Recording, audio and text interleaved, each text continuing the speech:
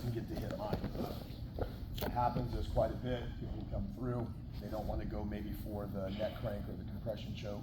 They bring them down, they pop their head down to take over north-south, and you get tattooed in the face from their knee. A lot of people, and that's one of the issues with trying to do a back take from here without a proper setup, is as soon as you pull in and you start pulling, their knee come up, they just backward somersault right out. It's the same thing. If I go here, I break Jeremy down, I sit him up, and now as I start to walk him down, now I do it, Jeremy, you don't do it. As I walk him down, a lot of times we're trying to keep those knees to their chest. So if I slip his head, bang, I've almost lost 2 teeth doing a drill. Because the fucking dude, when I went, rather than just being a good drill partner, fucking hit me right in the face. I almost lost my front 2 teeth. So now when I do my drills, I don't fuck around. When I'm doing my demos, that's when people are like, man, Dave's really hard. Yeah, because I'm not giving you any space. I'm playing around going, he's gonna chill, and then I fucking got tattooed. So now it's like, no. When I'm doing my demos, like, it's tight. I'm not giving you any space to fuck around, and I'm not giving you any space to make the drill look anything like it's not supposed to. Because ultimately speaking, like I said, at that point, I thought for 6 months that my tooth was gone. So, in position, I can put my hand inside to break him down. We make our spin. Now, through here, I come in, get my seatbelt. So as happens, my seatbelt through here is control hand on top, choke hand on bottom. Okay, there's lots of variations out there, and there's lots of arguments over which one is superior. Okay, for myself, it's almost always control hand on top, choke hand on bottom. So when he comes up to grip, he's almost always getting the sacrificial hand. So then I can make my switch, and I can get him into my own grips. Okay? Or we can start to feed into lapels. If I take his head and I start to slide him back down, I can now have his arms. We can start walking kimuras or the like.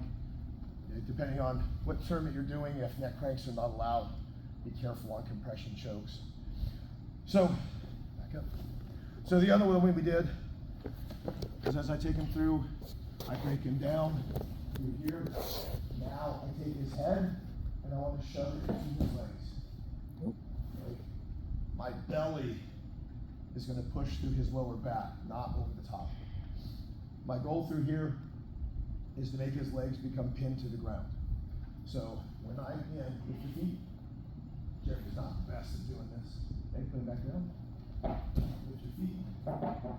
Again, I can come in, I can grab on. So now when I start to pick my side, I can preload, hit one hook. I've already got an underhook on my left arm. That's why I'm going for the control on my right. So as we're in controlling, I can now get my cross body, and it's a little easier for me to get over, and I might get his arm in the process. So now, as I sit in, now we can get him into a cross body lock, start going for a back take, go for our chokes, and the like.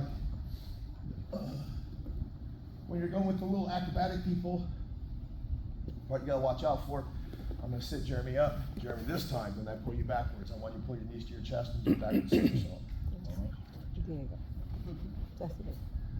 So if I break him down and I go here, this happens quite often. People will come through, they'll go here. Oh! And in a lot of cases, because he's bringing his knees to his chest, he's accelerating, I'm pulling. I did most of the work, he didn't. Because I'm trying to pull him into the back take. That's why I say, trap the hips first, secure him. All that garbage is now gone. It's hard for him to accelerate to go backwards. Pin, throw my hook, then I can drop down, cross body, then go full back take and the like.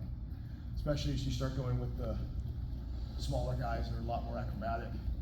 You're gonna pull them to try to get them into your hips. Knees to chest, literally they're gonna throw right over your shoulder. So, just like we did, pick him up. I want to pin his hips to the mat. Pick the side you want to go to. I'm going to control start to make my walk.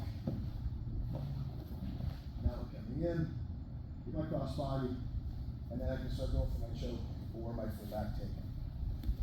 All right, let's give it a shot.